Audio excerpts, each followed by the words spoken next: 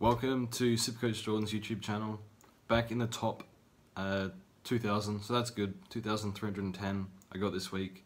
Pretty happy with that, apart from Franklin, and he's out for possibly 4 weeks, so he's gone. So just check the team quickly. This video I'll go through upgrades, I'll rank them, who I think the best upgrade targets are, who I'm bringing in, and also the downgrade targets. So yeah, this is the team. I traded Franklin to Yo. Now I'm not sure I'm gonna do this yet, but I'll go on about that after. Sicily suspended again, so I have to play a dud rookie, which is kind of annoying. Parker sucks. He's a small game player.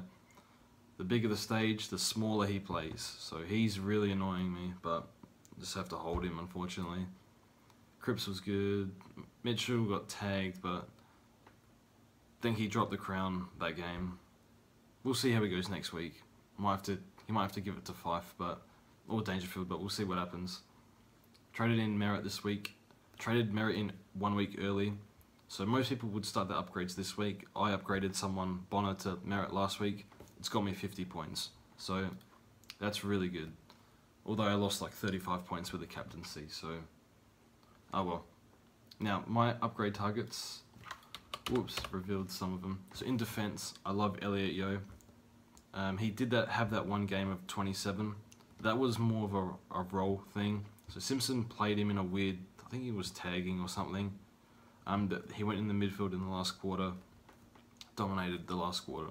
But yeah, 17 contested disposals on the weekend, albeit it was against Carlton.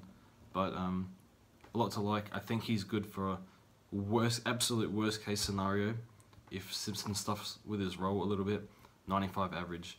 But I think he should be a 105 average sort of guy. And he has a really nice buy. And it might give me a reason to watch West Coast games. So I like Yo. Luke Ryan, he's a decent price, 450,000. Had one off game. Other than that, he's been fantastic. So if you want to go for a cheap option, I don't mind Luke Ryan. I prefer Yo because of the buy, and he's a more reliable pick, but if you're struggling for cash, I don't mind Luke Ryan. Paul Seedsman is also another option, playing unbelievable form for the Crows at the moment.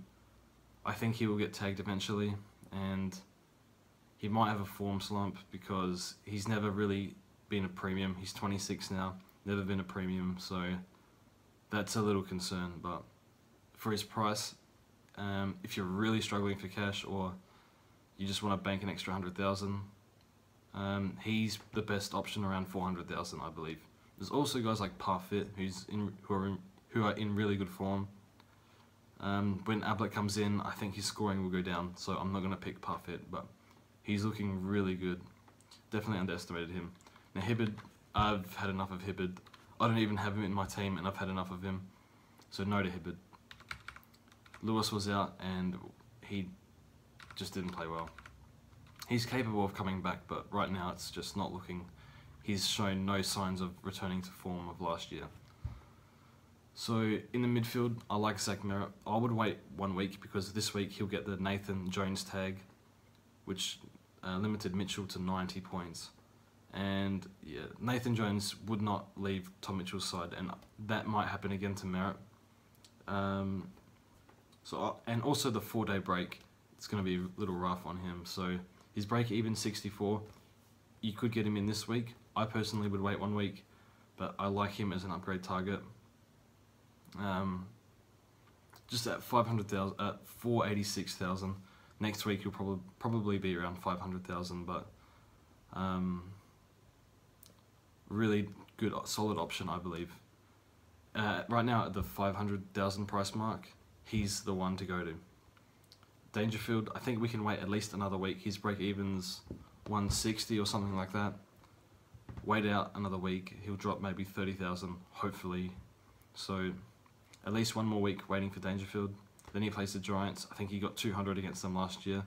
Probably won't do it again, but he's definitely capable of doing that anytime soon, at any point in time. And Matt Crouch, I like. Break even of 200, expected to come back into the team this week. So wait 2 weeks if you want Matt Crouch, because He'll drop to around 20,000, I believe. Coming back from injury, he might be a bit slow, but 2 or 3 weeks, I would wait. I think 2 weeks, I'll look at him. I need to get one of Matt Crouch and Dangerfield in, so we'll look at that. Highly recommend him. Love Matt Crouch's game. Won't get tagged, and he's a real fantasy player. Dane Zorko, no, he's horribly out of form. He gets tagged. He's shown no signs of his All-Australian form, so forget him. Now in the rucks, Nick Nat is, I think, the best option because of his price. So if you want a sideways Goldstein or Cruiser or something, hopefully you got rid of Cruiser. But yeah, I like Nick Nat. He said he's going to up his game time, so that's a really good sign. I think it's a risk worth taking because he's probably going to miss 1 or 2 games throughout the season. But I think it's worth the risk because he has a nice buy. He's still reasonably priced and he has a very high ceiling. Brodie Grundy, I like. I got him in last week. I think it's almost too late now. He's max price, I think. 634,000. That's way too much money, especially if you don't have Dangerfield. I'd rather save up for Dangerfield than Grundy, so I would go for Nick Nat. I think it's too late for Grundy. And in the forward line, so this is the guy I'm looking at this week. It'll either be Yo or Hogan that I trade in for Franklin. Hogan's got a really soft draw coming up. I'm talking Carlton, St Kilda, and I think Brisbane. And another weak team, I think. And Melbourne coming off a, Essendon coming off a really short break. So I like Hogan. He's around 500,000, playing a bit more up the ground. Dominant player. I think he'll be like a top 30 player this year. Really like Hogan. Very tempted to bring him in. He's in unbelievable form. Now Akers, I don't know much about Akers, but he hasn't dropped below 90, consistent. Probably St Kilda, probably their best player at the moment, besides Jack Stephen. Geary's been good too. But don't mind Akers, he's still reasonably priced, I think 470,000. So a bit cheaper option, don't mind him. And Quentin Tarantino, as I like to call him. Would I trade in Taranto? The problem with Taranto is his role may change when Kelly comes back into the team. For that reason, he's a no. But at 400,000, it's a risk. But